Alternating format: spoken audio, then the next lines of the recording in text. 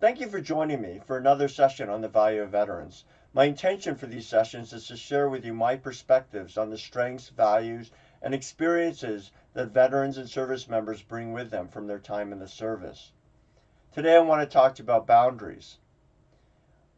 I think there is a lot of perception outside the military that folks in the military, all they do is follow rules and regulations, and that there's not much, in a sense, of room for creativity.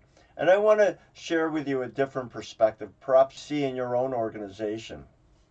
So, yes, in the military, there are a lot of rules and regulations, and they show up in artifacts in, in like FMs, field manuals of different types, and also shows up in different regulations and from how you put your uniform together to how you write a memo.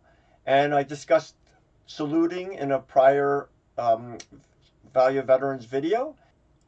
And so, yes, there are a lot of regulations and I use the term boundaries that people must follow. But the military is also a learning organization, and what these boundaries reflect is constant, continuous improvement in the process. And so the boundaries are a way to communicate what we've learned and to apply those learnings in a fashion so that if it needs to change, that it's done consistently and can be changed consistently as well. And the intention also is to do things as effectively as possible through those learnings. And if they're not being done, to eventually get those systems changed so that they can be improved upon across the organization. And this probably sounds familiar in your own non-military organization as well, where you create standard operating procedures and you then look for opportunities for improvement, and then you can implement a new standard operating procedure in your organization. But one thing that is expected in the military is that, yes, you're given the boundaries, but outside of those boundaries, the expectation is that you focus on winning. Whatever that takes within the rules of the game, of the boundaries. So I consider myself a very creative person. I have a desire to create things and do things in my own way.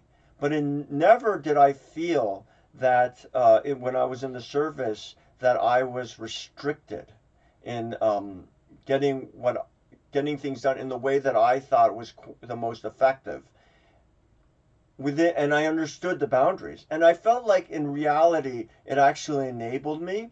It created more space for me because I knew what I could and couldn't do, and once I understood that clearly, the rest was within my control, and allowed me to be highly creative.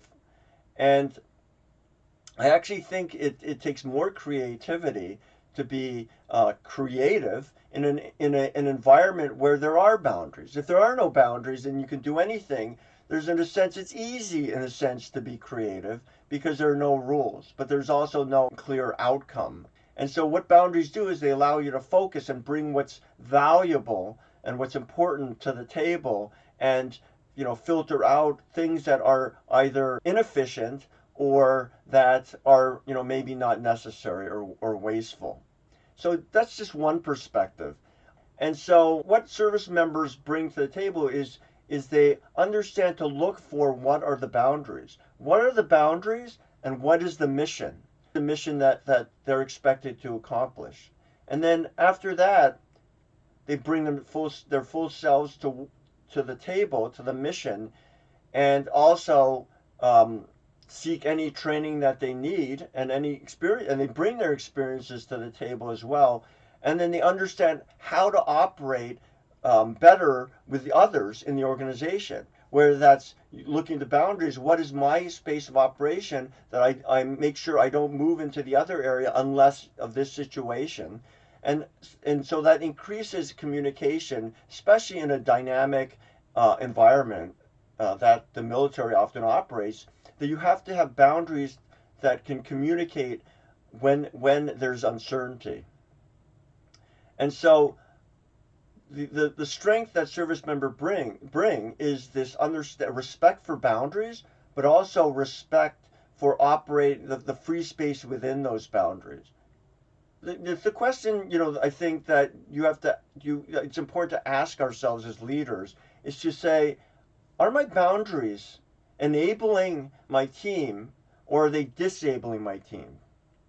And I think a good mental model to have then is to ask yourself, if they're disabling my team, are they truly boundaries or are they barriers? I remember when senior officers told a story about how they were speaking to another officer from another country, and the other officer from the other country made a comment to him and said, the reason why your army is so strong is because, yes, they follow rules, but they're also expected to think for themselves. And they do think for themselves. So it's hard to predict, in a sense, what they're going to do or how tenacious they're going to be. I think when you take that together, boundaries and creativity, that is a very powerful combination. It is not boundaries or creativity, it is boundaries and creativity. And I think that is what distinguishes the strength of service members. And I hope this is a perspective that is useful to you and perhaps different than the one you had before, but also more importantly that it's useful to you as a leader of your own team. And so thank you for listening to me today on the value of veterans and on the topic of boundaries. And I look forward to further discussions on the value of veterans and the experiences and values and traits that veterans and service members bring with them. Have a fulfilling week.